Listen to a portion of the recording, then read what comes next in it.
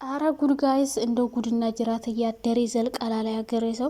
እንግዲህ ሄርሜላ ከታከተችበት እስካሁን ድረስ አልወጣችም። አብርሽን ብር ሊጠይቁት ነው። ብር አምጣ እየተባለ ነው። ብር ስጠና ሄርሜላን እንለቅልሃለን። በቃ ሊጠየቅ ነው። በሚሊዮኖች የሚቆጠር ብር ሊጠየቅ ነው ማለት ነው። እና አብርሽ ደግሞ ማለት ነው አንደኛው በጣም ጅልነት ማለት ነው እንትናን ያገታት እንትና እየጠራ አንቺ ነሽ ያገትካት፣ አንተን ያገትካት፣ አንተን ያገትካት እያልከ ተጠይቃለህ። ቢያግቷት አግተናታል ሊሉ ነው እንዴ? አረ ወይኔ ጉዴ!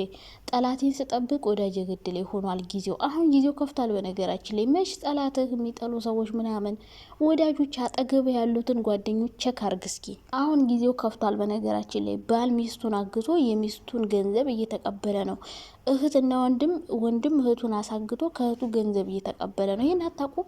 አባቱን አግቶ ማለት ነው። የሆነ ልጅ ከአባቱ ከእህትና ከወንድሞቹ ተቀብሎ ብር ወስዷለኝ። አንዱ ደግሞ ሚስቱን አግቷል። እና በነገራችን ላይ አብርሽ የተሸወድከው ነገር ቢኖር ግዴታ የሆነ የሚጠሏችሁ ሰዎች የማይወዷችሁ ሰዎች ብቻ አይደለም ሊያግቷት የሚችሉ የራስ ጓደኞች አጠገብ ያሉ ጓደኞችን ቼክ አርግ። እነሱ ራሱ ሊያግቷት ይችላሉ። እና አብርሽ እንግዲህ ብር ትመነጨቃለ ማለት ነው። ሄርሜላን ለማስመለስ ብር ይቀበሉታል። በእርግጠኝነት ብር ይጠይቁታል። እና እንግዲህ ጠላቴን ስጠብቅ ወዳጄ ገደለኝ ሆኗል ነገሩ። እና በዙሪያ ያሉ ሰዎችን ጠብቅ። አሁን ይሄ ብሩክ የሚባል ልጅ ማለት ነው ከአብርሽ ጋር የሚሰራ ጠፍቷል። እሱ ልጅ በሰላም ነው፣ ግን ተጣልተው ይመስለኛል። ደበረኝ ብሎ መምጣት ደብሮታል። ስለዚህ ልጁ ስለተጣሉ በቃ የሆነ ነገር ማድረግ ይፈለገ ይመስለኛል። ብቻ አብርሽ ብር የሚጠየቅ ይመስለኛል። ሳይመነጭቁት አይቀሩም። በሚሊዮን የሚቆጠር ብር ማለት ነው። እናማ አብርሽዬ አንተ ጋር ያሉትን ብቻ ሳይሆን በዙሪያ ያሉትን ጓደኞችን ተመልከት። ማን ሊያግታት ይችላል? ማን ሊሆን ይችላል? እና ሩታና አብርሽ ሩታ ደግሞ ካገተቻት ማለት ነው ደግ አረገች። ምርጥ በቀል ነው። ተይልኝ ባሌን አልተውም። እኔ በጣም የፈራሁት ዳቦ እንዳይገለጨኝ ብቻ ነው። ዳቦን ጨዋት እንዳይሆን ታይ ባሌን ብትባይ አልተውም። እሱን ከተውኩኝ ሞቼ እገኛለሁ አልሽ። እሱ ምን አማራጭ አላት?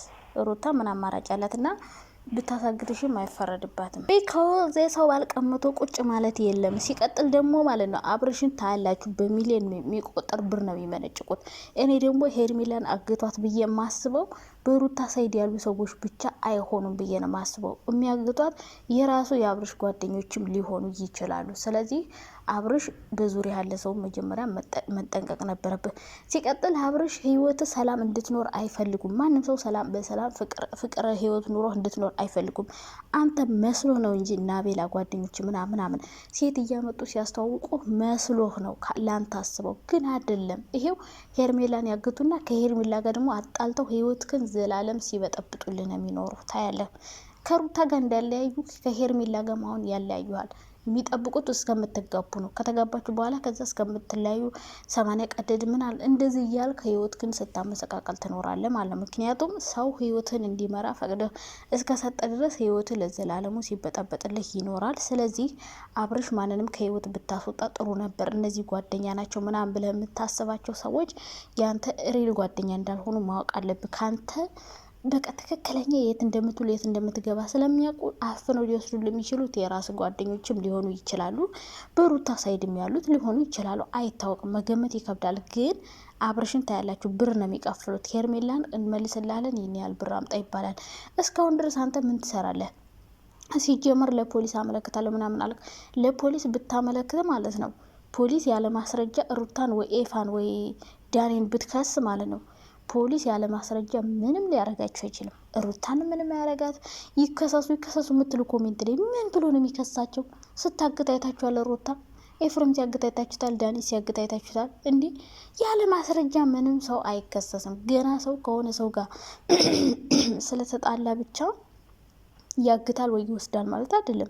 የአብርሽ የትም ጠርተሽ ሩታ አብርሽ ህይወት ጋር የሆነ ነገር በተፈጠረ ሩታ ተጠየቀ አይሆንም። ይሄ እኮ አሁን እኮ ጊዜው ከፍቷል።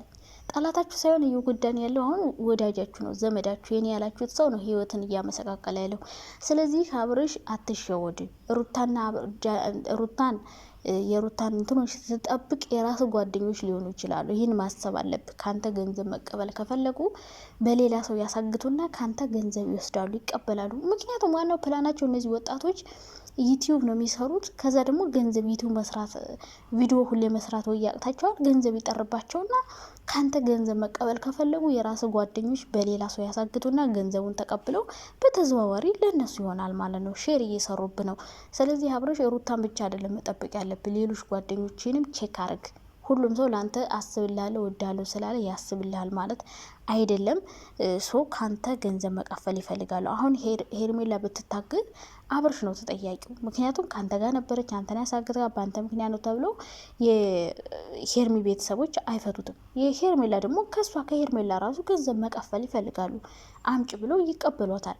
ስለዚህ ዋናው ወጣቱ አሁን ዋናው ፕላኑ ገንዘብ መስራት ነው። በቃ ቤትም ብሎ ስራ የለም ምናምን። ስለዚህ ይቺ ልጅ አግተው ከአብርሽ ገንዘብ ይቀበላሉ ማለት ነው።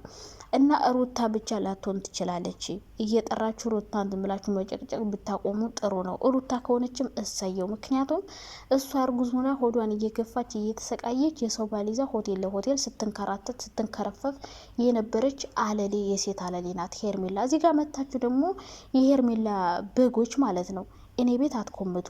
እኔ ሄርሜላም ሩታም ይመቹኛል። በቃ እንደ ሶሻል ሚዲያ ሰው ግን ደግሞ እንደዚህ ባለጌ የወረደ ስራ የሚሰራ ሰው አላደንቅም። ይህን ማወቅ አለባቸው። የሰው ባል ቀምቶ የሚፏለል ሰው አልፈልግም። ወንድ የሚለምን ሴት አይመቸኝም። ስለዚህ ሩታ አዎ ለምና ነው የመጣች አብርሽን። ግን እሱ ትዳር እያለው አይደለም፣ በትዳር ላይ ገብታ አይደለም፣ የሰው ትዳር አፍረስ አይደለም። ገብቷቸዋል አይደለ? ስለዚህ እቺ ሄርሜላ የምትባል ሴት ተንከሲስ ናት። በቃ አብርሽና ሩታኛ አብረው እንዲሆኑ እንፈልግ ነበር። የእነሱን ህይወት የበጠበጠች ሄርሜላ ናት። ሶ ሄርሜላን መቼም ለወዳትም ላደንቃትም ላከብራትም አልችልም። በቃ ሀላስ እንዲ የራሴ አስተሳሰቡ መብቴ ነው። እዚህ ጋር መታችሁ የምትሳደቡ ሰዎች ደግሞ መልካም መሳደብ፣ አንቺ ውሻ፣ አንቺ ባለጌ ምን አምትሉ ማለት ነው። የእንትን አበረታችሁ፣ የዝሙት አበረታቾች እዛው ጥርግ በሉ። ሰብስክራይብ አድርጋችሁ አንስታችሁ ሄዱ። ገብቷችኋላ? ሴት ወንድ የሚለምን ሴት በህይወቴ በጣም ነው የሚያስጠላኝ። ሩታን የሆነ ሰዓት በጣም ነበር የምታናድደኝ። ምክንያቱም አብርሽ ጋር ሞጭጭ ብላ ቤተሰቧን እያሰደበች ስለነበረ። አሁንም ቢሆን የሩታም የሄርሜም የአብርሽም አድናቂ አይደለሁም። ባየሁት መንገድ አስተያየቴን እሰጣለሁ። ስለዚህ ሄርሜላ ትክክል አይደለችም። ከመጀመሪያውም የሰው ትዳር መጥቶ አፍርሶ የሰው ባል ወስዶ ይህን ያረኩት ምናምን እያሉ መመጻደቅ በጣም የሚደብር ነው። ትክክል ያልሆነ ስህተት የሆነ ነገር ነው መጀመሪያም እያረገች የነበረችው። ስለዚህ ይህን ስህተት የሆነ ነገር ደግሞ እኔ አልደግፍም። ልጅ ያላባት እንዲያድግ እያረገች የሰው ትዳር ውስጥ ገብታ እንዴት አይነት ፍቅራቸውን እናንተ አሁን ሄርሜላን የምታደንቋት አሁን ሩታንም አብርሽንም አሁን ነው የምታውቋቸው። እኔ የማውቃቸው ደግሞ ድሮ ገና ሩታ ሀ ብላ አብርሽን የፍቅር ጥያቄ ስጠይቀው ሩታና አብርሽ ሲገናኙ እንዴት ደስ የሚሉ ካፕሎች እንደነበሩ ብዙ ሶሻል ሚዲያ ላይ የቀረቡ ሰዎች ናቸው፣ በፍቅር አርያ በመሆን። አሁን ይሄ ፍቅራቸው እንዲፈራርስ ያደረገችው ሄርሜላ ናት፣ ጭራቅ ማለት ነው። ስለዚህ ሄርሜላን መቼም ላደንቅላችሁ ለወድላችሁ አልችልም። ገባችሁ አይደለ? ይሄ ራሴ አቋም ነው። ተግባባን?